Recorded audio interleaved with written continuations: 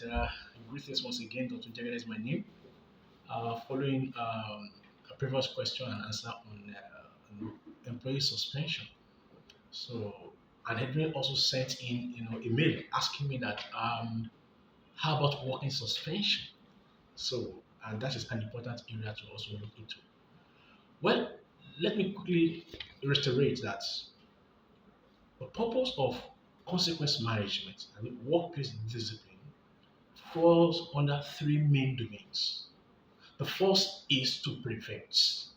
Why do you want to prevent misdemeanors? That's why you onboard new people, you entrench them into your system, they go through induction. That's why you have memos, you have reminders, you have seminars, you have engagement, you have sessions. Why are you doing all this?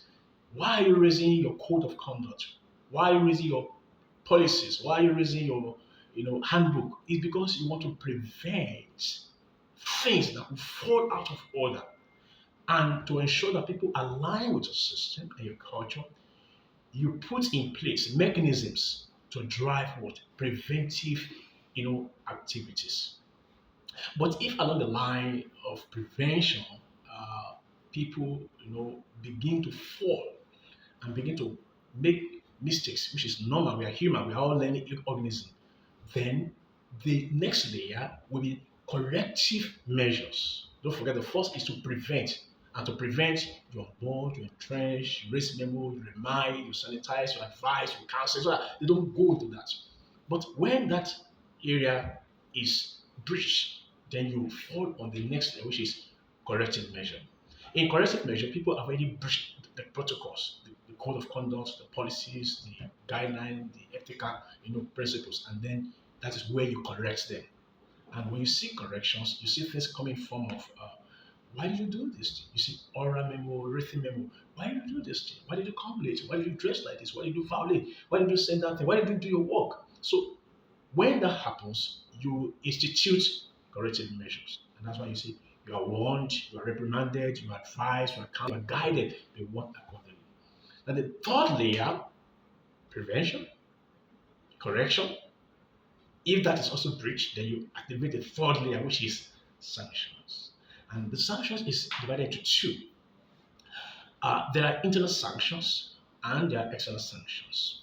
When I say external sanction is what leads to exit. You have to part way.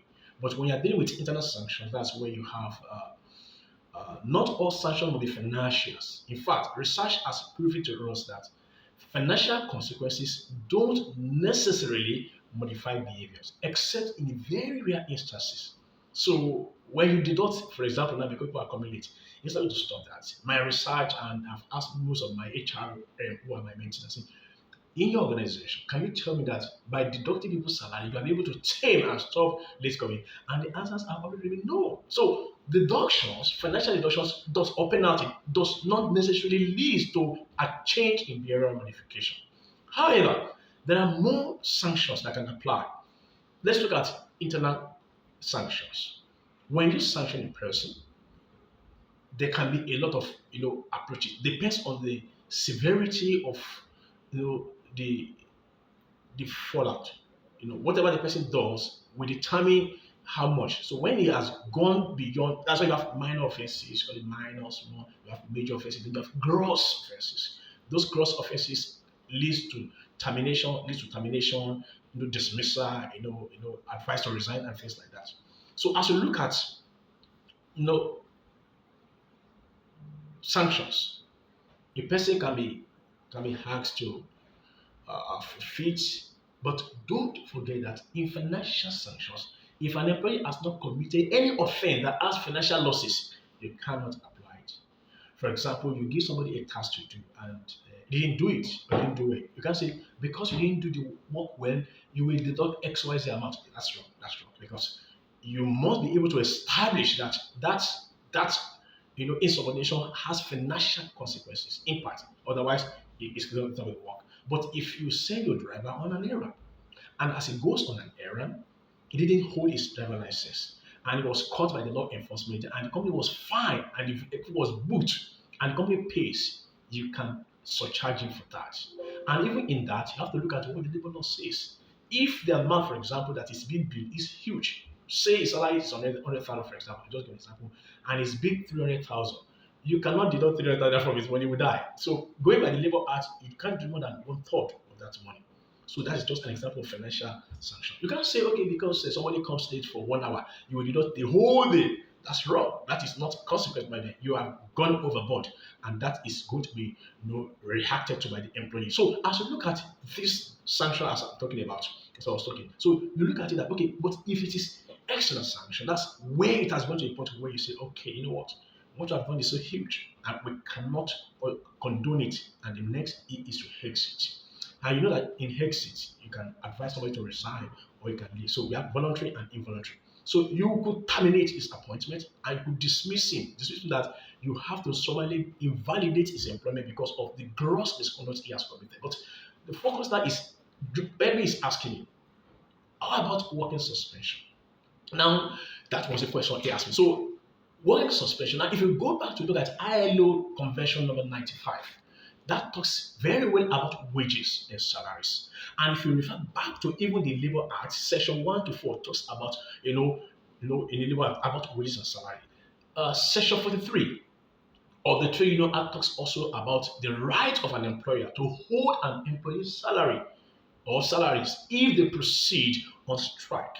Are you getting me? If you proceed on strike. So the no work, no pay principles, which is a natural phenomenon and fundamental in work, is that if I work for you, I must be paid.